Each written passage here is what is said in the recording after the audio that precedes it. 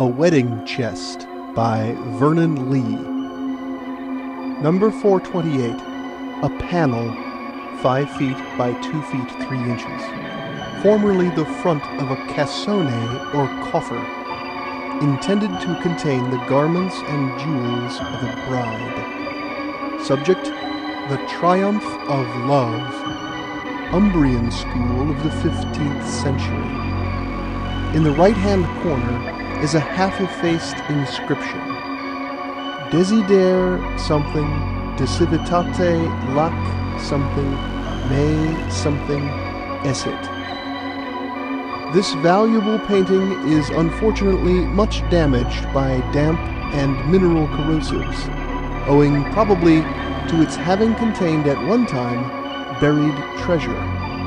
Bequeathed in 1878 by the widow of the Reverend Lawson Stone, late Fellow of Trinity College, Cambridge.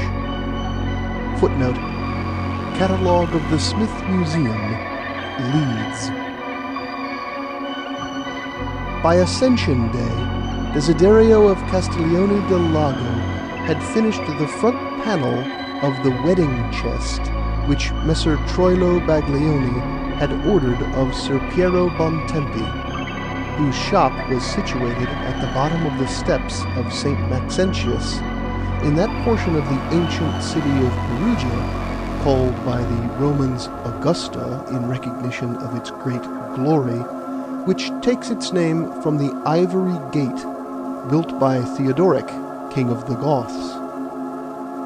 The said Desiderio had represented upon this panel the triumph of love, as described in his poem by Messer Francesco Petrarca of Arezzo, certainly with the exception of that Dante, who saw the vision of hell, purgatory, and paradise, the only poet of recent times who can be compared to those doctissimi viri, professors of life, P. Virgilius, Ovidius of Sulmona, and Statius.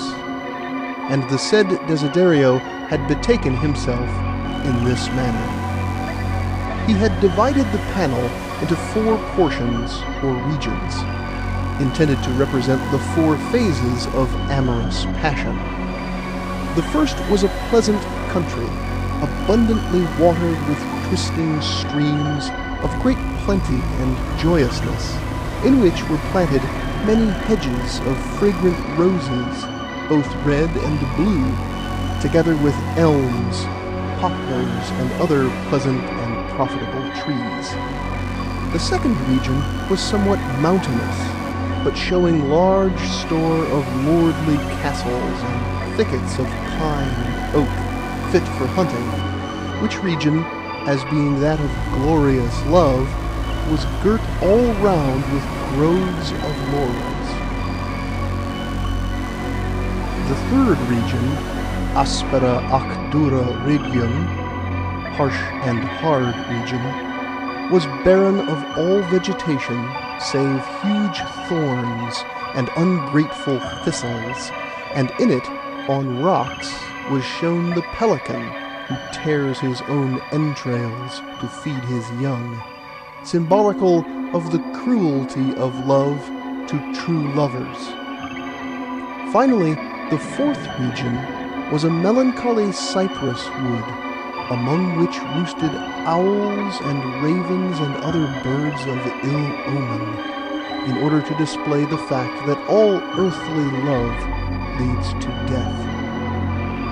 Each of these regions was surrounded by a wreath of myrtles, marvelously drawn with great subtlety of invention, divided so as to meet the carved and gilded cornice, likewise composed of myrtles, which Sir Piero executed with singular skill with his own hand. In the middle of the panel, Desiderio had represented love, even as the poet has described: a naked youth, with wings of wondrous changing colors, enthroned upon a chariot, the axle and wheels of which were red gold, and covered with a cloth of gold of such subtle device that whole chariot seemed really to be on fire.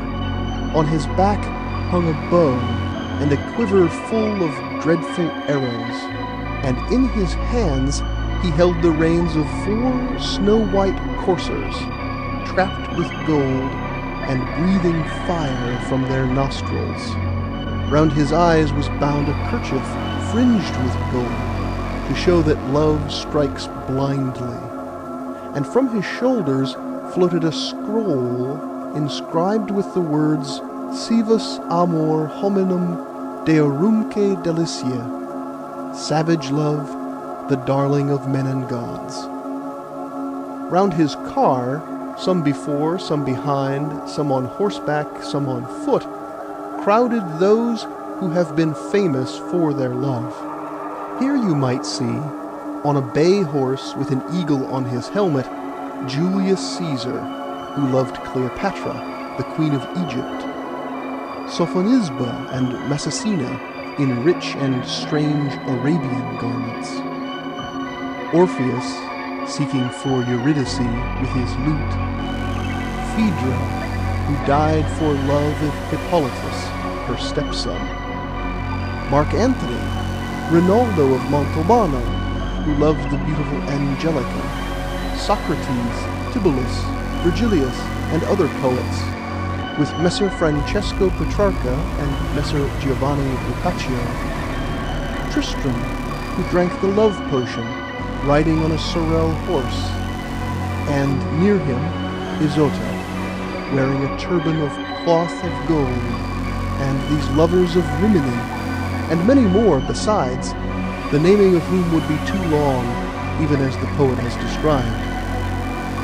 And in the region of happy love, among the laurels, he had painted his own likeness, red-haired, with a green hood falling on his shoulders.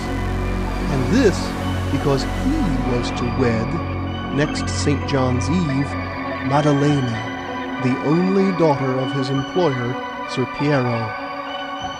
And among the unhappy lovers, he painted, at his request, Messer Troilo himself, for whom he was making this coffer. And Messer Troilo was depicted in the character of Troilus, the son of Priam, emperor of Troy. He was habited in armor, covered with a surcoat of white cloth of silver, embroidered with roses. By his side was his lance, and on his head a scarlet cap. Behind him were those who carried his falcon and led his hack, and men-at-arms with his banner, dressed in green and yellow, party-colored, with a scorpion embroidered on their doublet. And from his lance floated a pennon inscribed Troilus sum servus amoris. I am Troilus, the slave of love. But Desiderio refused to paint among the procession Monna Maddalena, Piero's daughter, who was to be his wife, because he declared it was not fit that modest damsels should lend their face to other folk. And this, he said, because Ser Piero had begged him not to incense Messer Troilo, for in reality he had often portrayed Monna Maddalena, the which was marvelously lovely, though only, it is true, in the figure of Our Lady, the Mother of God. And the panel was ready by Ascension Day, and Ser Piero had prepared the box, and the carvings and gildings, griffins and chimeras, and acanthus leaves and myrtles, with the arms of Messer Troilo Baglioni, a most beautiful work. And Mastro Cavana, of the Gate of St. Peter, had made a lock and key of marvelous workmanship for the same coffer. And Messer Troilo would come frequently, riding over from his castle of Fratta, and see the work while it was progressing, and entertain himself lengthily at the shop, speaking with benignity and wisdom wonderful in one so young, for he was only 19, which pleased the heart of Ser Piero. But Desiderio did not relish, for which reason he was often rough to Messer Troilo, and had many disputes with his future father-in-law. For Messer Troilo Baglioni called Barbacane to distinguish him from another Troilo, his uncle, who was Bishop of Spello, although a bastard, had cast his eyes on Maddalena di Ser Piero Bontempi.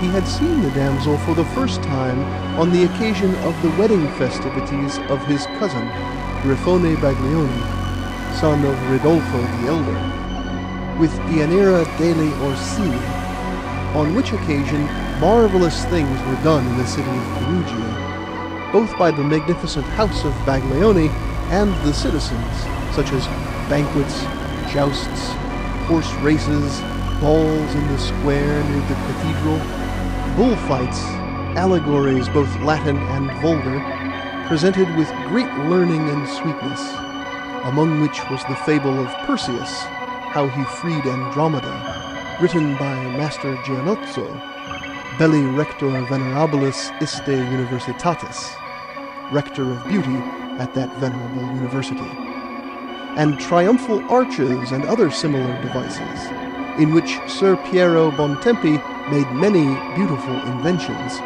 in company with Benedetto Bonfigli, Messer Fiorenzo di Lorenzo, and Piero di Castro Plebis, whom the holiness of our Lord Pope Sixtus IV afterwards summoned to work in his chapel in Rome.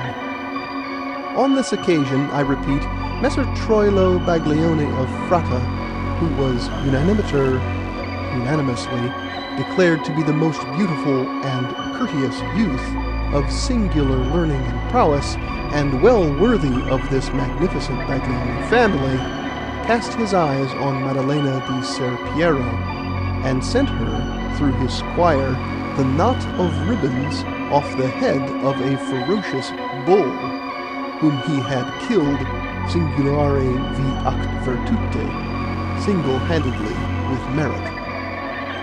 Nor did Messer Troilo neglect other opportunities of seeing the damsel, such as at church and at her father's shop, riding over from his castle at Fratta on purpose, but always honestis valde modibus, by extremely honorable methods, as the damsel showed herself very coy, and refused all presents which he sent her. Neither did Ser Piero prevent his honestly conversing with the damsel, fearing the anger of the magnificent family of Baglioni, but Desiderio de Città del Lago, the which was affianced to Monna Maddalena, often had words with Ser Piero on the subject, and one day well nigh broke the ribs of Messer Troilo's squire, whom he charged with carrying dishonest messages.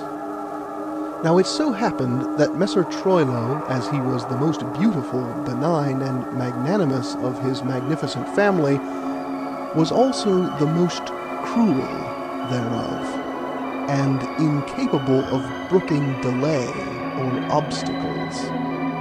And being, as a most beautiful youth, he was only turned 19, and the first down had not come to his cheeks, and his skin was astonishingly white and fair, like a woman's, of a very amorous nature, of which many tales went concerning the violence he had done to damsels and citizens' wives of Gubbio and Spello, and evil deeds in the castle of Fratta in the Apennines, some of which it is more beautiful to pass in silence than to relate, being, as I say, of an amorous nature and greatly magnanimous and ferocious of spirit.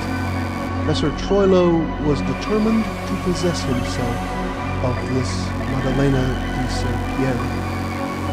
So, a week after, having fetched away the wedding chest from Ser Piero's workshop, paying for it duly in Florentine lilies, he seized the opportunity of the festivities of St. John's Nativity, when it is the habit of the citizens to go to their gardens and vineyards to see how the country is prospering, and eat and drink in honest converse with their friends, in order to satisfy his cruel wishes. For it so happened that the said Ser Piero, who was rich and prosperous, possessing an orchard in the valley of the Tibet near San Giovanni, was entertaining his friends there, it being the eve of his daughter's wedding, peaceful and unarmed.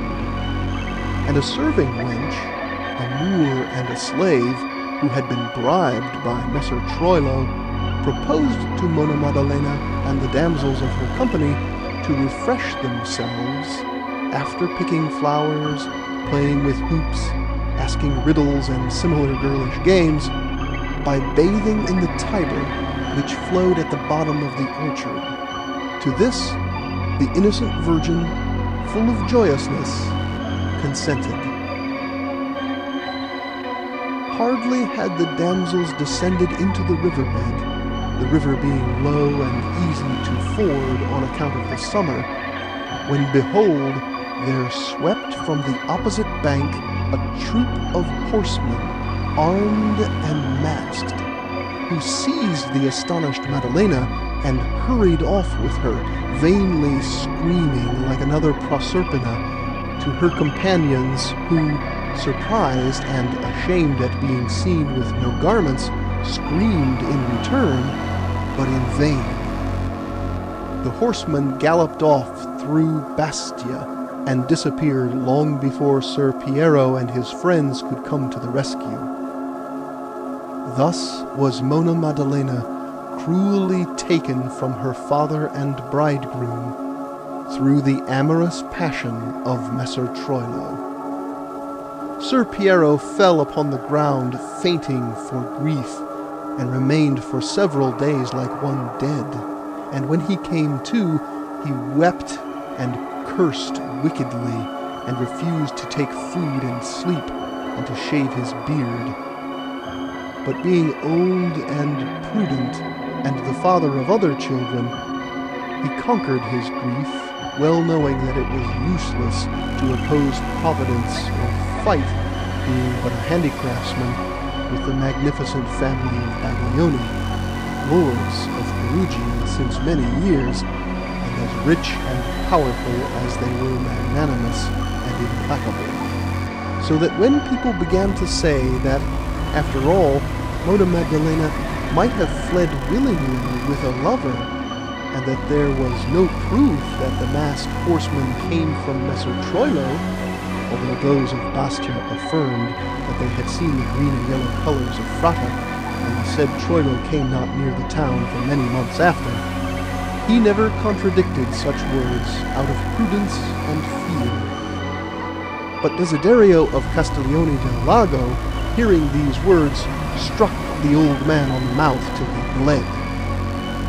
And it came to pass, about a year after the disappearance of Mona Maddalena, and when, particularly as there had been a plague in the city, and many miracles had been performed by a holy nun of the convent of Sant'Anna, the which fasted 70 days, and Messer Ascanio Baglioni had raised a company of horse for the Florentine signori in their war against those of Siena, people had ceased to talk of the matter, that certain armed men, masked, but wearing the colors of Messer Troilo and the scorpion on their doublets, rode over from Frata, bringing with them a coffer wrapped in black baize, which they deposited overnight on Ser Piero Bontempo's doorstep.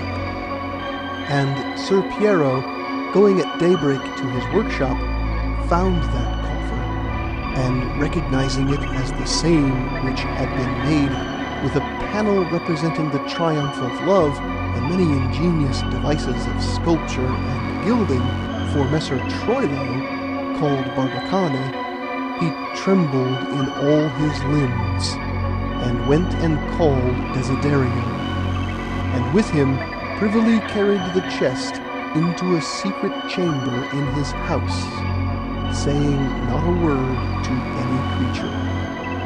The key, a subtle piece of work of the smith Cavana, was hanging to the lock by a green silk string, onto which was tied a piece of parchment containing these words: "To Master Desiderio, a wedding gift from Troilo Baglioni of Frata."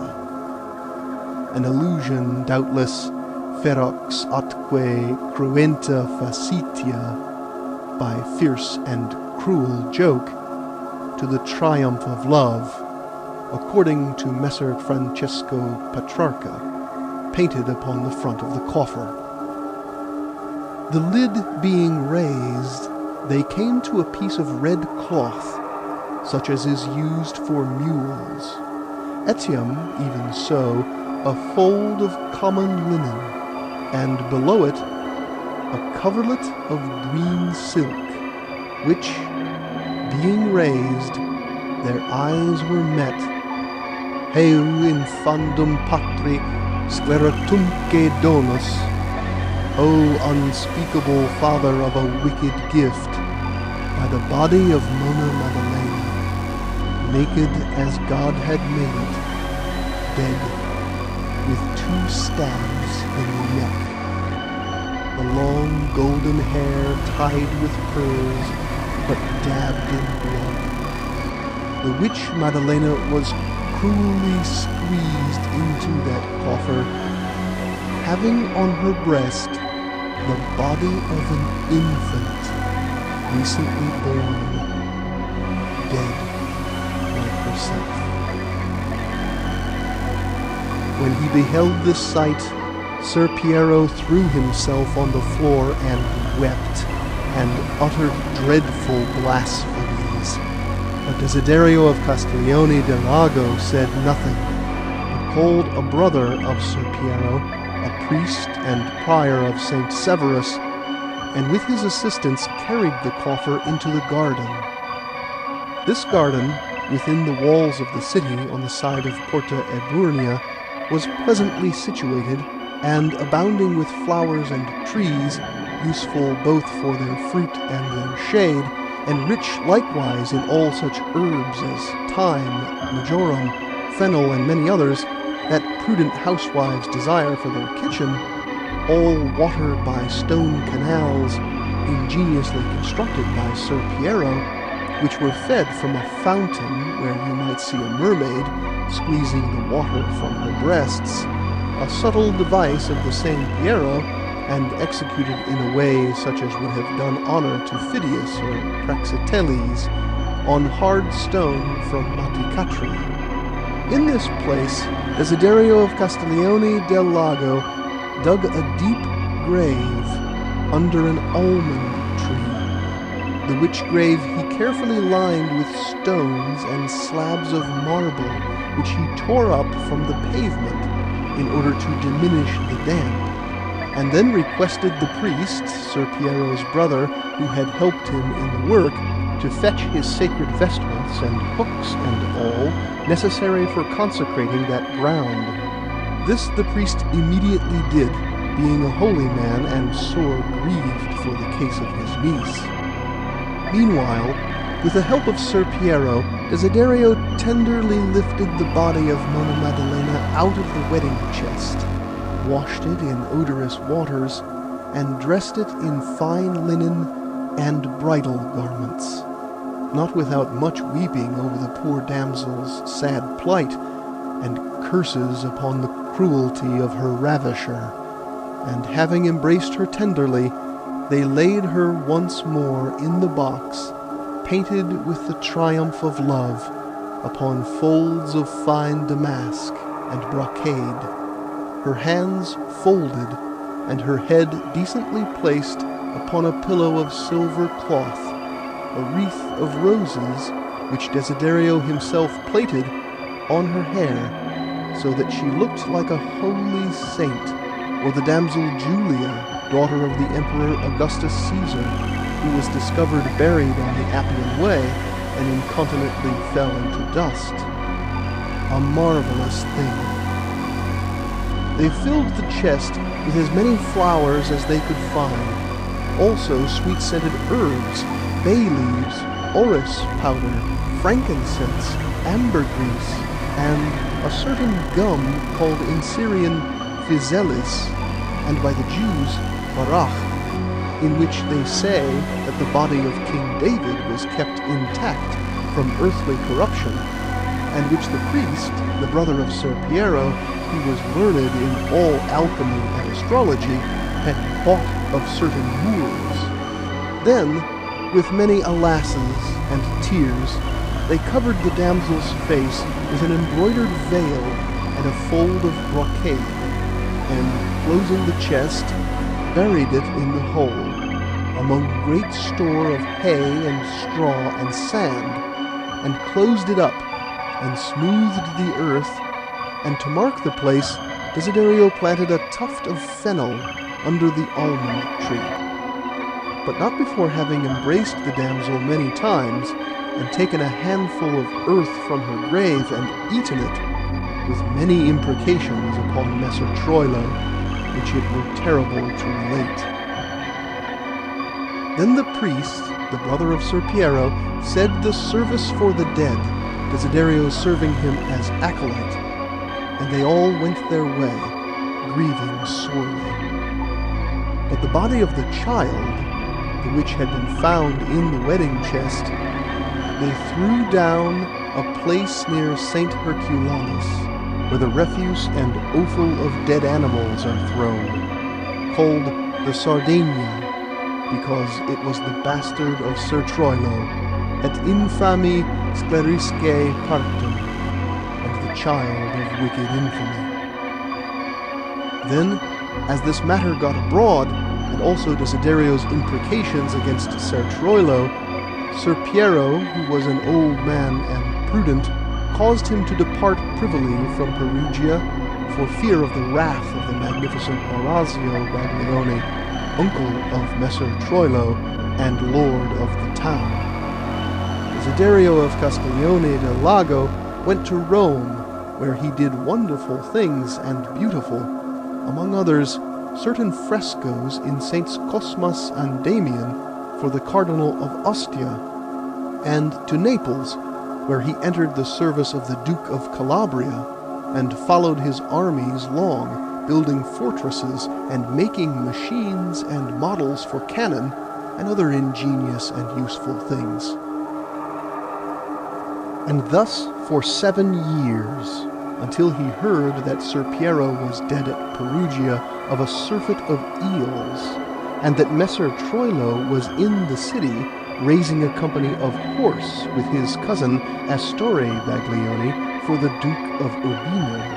And this was before the plague and the terrible coming to Umbria of the Spaniards and renegade Moors under Caesar Borgia, Vicarius Sanctae Ecclesia sue flagellum Dei et nobis Attila, the vicar of the Holy Church, or the whip of God, and the new Attila the Pope. So Desiderio came back privily to Perugia, and put up his mule at a small inn, having dyed his hair black and grown his beard after the manner of Easterns, saying he was Greek, coming from Ancona. And he went to the priest, prior of St. Severus, and the brother of Ser Piero, and discovered himself to him, who, although old, had great joy in seeing him and hearing of his intent. And Desiderio confessed all his sins to the priest, and obtained absolution, and received the body of Christ with great fervor and compunction. And the priest placed his sword on the altar, beside the gospel, as he said Mass, and blessed it. And Desiderio knelt and made a vow never to touch food save the body of Christ, till he could taste the blood of Messer Troilo. And for 3 days and 3 nights he watched him and dogged him. But Messer Troilo rarely went unaccompanied by his men, because he had offended so many honorable citizens by his amorous fury, and he knew that his kinsmen dreaded him, and would gladly be rid of him on account of his ferocity and ambition, and their desire to unite the fief of Fratta to the other lands of the main line of the magnificent house of Baglioni, famous in arms. But one day, toward dusk, Desiderio saw Messer Troilo coming down a steep lane near St. Herculanus, alone, for he was going to a woman of light fame, called Flavia Bella, the which was very lovely. So Desiderio threw some ladders from a neighboring house which was being built, and sacks across the road, and hid under an arch that spanned the lane, which was greatly steep and narrow. And Messer Troilo came down on foot, whistling and paring his nails with a small pair of scissors. And he was dressed in grey silk hose, and a doublet of red cloth and gold brocade, pleated about the skirts, and embroidered with seed pearl and laced with gold laces. And on his head he had a hat of scarlet cloth with many feathers, and his cloak and sword he carried under his left arm. And Messer Troilo was 26 years old, but seemed much younger, having no beard, and a face like Hyacinthus or Ganymede, whom Jove stole to be his cupbearer on account of his beauty. And he was tall and very ferocious and magnanimous of spirit. And as he went, going to Flavia the courtesan, he whistled. And when he came near the heaped-up ladders and the sacks, Desiderio sprang upon him and tried to run his sword through him. And although wounded, Messer Troilo grappled with him long, but he could not get at his sword, which was entangled in his cloak. And before he could free his hand and get at his dagger, Desiderio had him down, and ran his sword 3 times through his chest, exclaiming, "This is from Maddalena in return for her wedding chest." And Messer Troilo, seeing the blood flowing out of his chest, knew he must die, and merely said, "Which Maddalena? Ah, I remember. Old Piero's daughter. She was always a cursed, difficult slut, and died." And Desiderio stooped over his chest and lapped up the blood as it flowed. And it was the first food he tasted since taking the body of Christ, even as he had sworn. Then Desiderio went stealthily to the fountain under the arch of St. Proxenus, where the women wash linen in the daytime, and cleansed himself a little from that blood.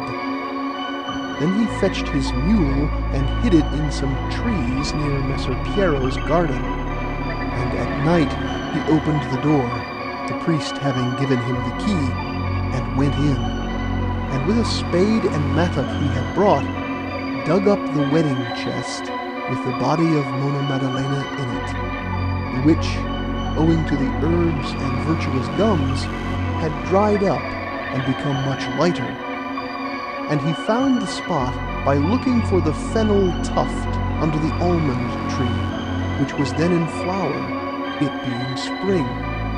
He loaded the chest, which was mouldy and decayed, on the mule, and drove the mule before him till he got to Castiglione del Lago, where he hid. And meeting certain horsemen, who asked him what he carried in that box, for they took him to be a thief, he answered, his sweetheart. So they laughed and let him pass. Thus he got safely on to the territory of Arezzo, an ancient city of Tuscany, where he stopped. Now, when they found the body of Messer Troilo, there was much astonishment and wonder, and his kinsmen were greatly wroth. But Messer Orazio and Messer Ridolfo, his uncles, said, "'Tis as well, for indeed his courage and ferocity were too great, and he would have done some evil to us all had he lived." But they ordered him a magnificent burial, and when he lay on the street dead, many folk, particularly painters, came to look at him for his great beauty, and the women pitied him on account of his youth, and certain scholars compared him to Mars, god of war, so great was his strength and ferocity, even in death, and he was carried to the grave by 8 men-at-arms, and 12 damsels and youths, dressed in white, walked behind, strewing flowers. And there was much splendor and lamentation on account of the great power of the magnificent house of Castiglione. As regards Desiderio of Castiglione del Lago, he remained at Arezzo till his death, preserving with him always the body of Donna Maddalena in the wedding chest, painted with the triumph of love, because he considered she had died odore magni sanctitatis, in a manner suggesting great holiness. End of A Wedding Chest by Vernon Lee. Read by Tysto, tysto.com.